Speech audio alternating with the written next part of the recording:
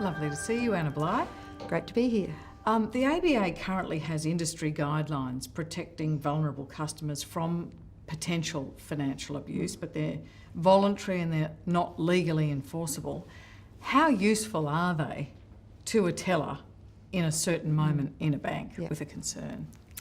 Well, I think every industry has guidelines. With the purpose of guidelines are not to be mandatory laws. They are to give people guidance on how to best deal with situations that are often complicated and involve family relationships and some personally tough conversations that, often for a bank staff member to enter into. So while they're not mandatory, they're very much taken seriously by banks. Banks use them as the basis of training. If you have a customer that you've served for, many years, who you now suspect might be getting taken advantage of by one of their adult children, that's a pretty sensitive conversation to have. And bank staff are often bound by privacy laws and confidentiality provisions. So it is important that the most important thing there is that they get training and they're not left alone to manage those situations. Where they suspect something might be happening to a customer, maybe a long-term customer, let's go through it. I mean, how fraught might that conversation through a piece of bulletproof plastic be? What are the risks that the person says, regardless of the situation, now don't you interfere and don't you invade my privacy, I'm a proud person and that's not your role? Bank staff are often the front line when it comes to identifying financial abuse, whether that's of any customer, whether they are elderly or not. And it is often highly emotional. We know that financial abuse is more often than not a very serious breach of trust by someone who is a family member or a close family friend, someone who's had the kind of relationship where they can use that trust to take advantage. So bank staff have, on the one hand, an obligation to treat every customer with dignity and respect their privacy, but they also have an obligation when they see a transaction record that would clearly indicate that something serious may be going on, to raise that in a way that is sensitive and can assist. Increasingly, of course, many Australians, regardless of age, are also doing their banking online. So it may not even be a teller who has a relationship, but nevertheless banks have algorithms that can actually identify unusual transactions and it can alert someone to the fact that there is unusual transactions on their account. That's a helpful thing, but for someone who is, as I said, being taken advantage by one of their adult children, it's pretty hard to really get your head around that, I think. All sorts of suggestions have been coming around from the Australian Law Reform Commission and various other bodies. One that people are divided on is this notion that somebody at the bank ought to check third-party authorisations and documentation like a power of attorney. And perhaps if there was a central register of such third-party authorisations, at least the person in the bank would know whether the document was current or not. Other people say, well, that's not very useful. That's not very useful at all if someone an older person has willingly entered into that arrangement and it is now being used to rip them off. Look, I think this is a very fraught area, and the Australian Law Reform Commission has given some ideas that are really worth exploring. What banks know is that their staff are often in situations where they are presented with documentation about someone saying they have a power of attorney, where they might be concerned that is not it's not a valid document, that in fact the person did not either give consent or even know that the person is presenting as a power of attorney. And so do they have the power at the moment, or do they routinely say, look, I'm going to need to see a certified copy of that. I'm going to need to just check that out. Is that... Absolutely. Someone can't just walk in and pretend to represent you as a customer and make transactions on your account. They have to have some form of documentation. But staff often see this unfolding in the branch. They see an elderly person, maybe being spoken to in a way by somebody that would indicate that perhaps this is not an entirely healthy or consensual set of financial arrangements. Where a bank staff member suspects that a document might have been forged, then of course they would notify the police, and the police could take some action. In a sense, that's the easy circumstance. That's right. The much harder thing is, did this person understand what they were giving consent to? Did they understand that the powers that they were giving this person would be used, often to make very large transactions that are depleting the account? But see, would a register of, let's say, powers of attorney be useful in that circumstance? Or do you actually need a set of reforms that look at how those power of attorney documents are drafted in the first instance to make them more difficult to draft, more rigorous? If you read the Law Reform Commission report, I don't think there's any one single silver bullet. It's when you put all of these things together, you have the potential to have a much stronger safety net around people who might be vulnerable. So the register, I think, would play one role in making sure that it could be a very easy, flick of a switch for a bank teller who has to make a decision about handing over sometimes hundreds of thousands of dollars.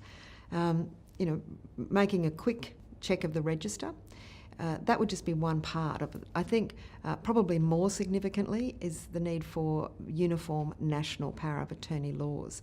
Our laws in Australia are all for good reasons and with a lot of goodwill over time, but every state and territory has a different set of rules.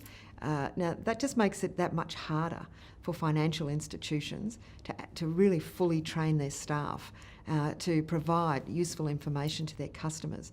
So, someone who might have a power of attorney that was written in Queensland might be doing some banking in Victoria, and then the information that the bank gives in Victoria is only about Victorian power of attorney.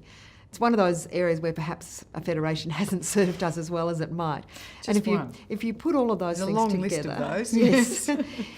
But if you put those things together with other safeguards that are recommended by the Law Reform Commission, I think you start to see the development of a much safer set of protections.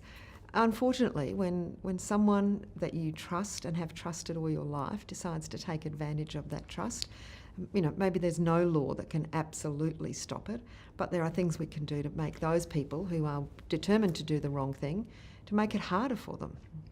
What about this notion of having some sort of central body that you can go to, that perhaps isn't the police, that is a specialist in dealing with financial crimes and particularly financial crimes affecting older people? Would that be useful, or are there enough... is there enough law enforcement in place currently that's just not being used adequately?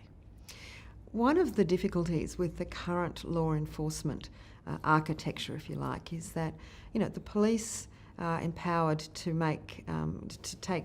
investigate and make charges where there is a complainant who has evidence that they're prepared to provide. Where a person is being taken advantage of and where they're perhaps unwilling to believe that their adult children might be doing this to them, they are understandably very reluctant to involve the police in what they see as a family matter. When bank staff see, evidence in people's accounts of what looks like very suspicious, transactions, the idea that there might be a body that has powers to look at that, who can work through more sensitively perhaps what are very complex family and emotional issues, that it might be a better way of protecting. And where they find evidence of criminal activity and where they are able to encourage a person to take further action, of course they'd be working closely. They'd need to work closely with the police. Because some of what bank staff are seeing is criminal. It's just very difficult to gather the evidence and have the victim being prepared to make statements and make an allegation. And given that reluctance by the older person to even acknowledge that a crime's being committed, what then of the ALRC's notion that the bank should have a binding obligation to protect older customers? Should banks have to have a binding obligation to protect if the person doesn't want to be protected? Well, I think then it comes down to what is protection. And we're talking about bank staff who are trained to manage their daily duties, to expect them to be able to intervene in what are often very fraught, emotional and complex family relationships, or to make judgments about someone's perhaps intellectual and mental capacity, financial competency. I think it's not reasonable to expect that frontline bank staff are ever going to be in a position to make judgments that we know, a number of tribunals around the country grapple with, even though they've got lawyers and psychiatrists, etc., on those panels. So to be realistic, I think banks understand they've got a duty to their customers, and they do what they can to train their staff, to identify when things are suspicious, to ensure that their increasingly online systems can have algorithms that will pick up when things are out of the ordinary, support their staff when their staff notice something suspicious and bring it forward. And there are examples of bank staff going to quite extraordinary lengths, not giving up at the first hurdle, going back to the public advocate, being prepared to talk to another family member.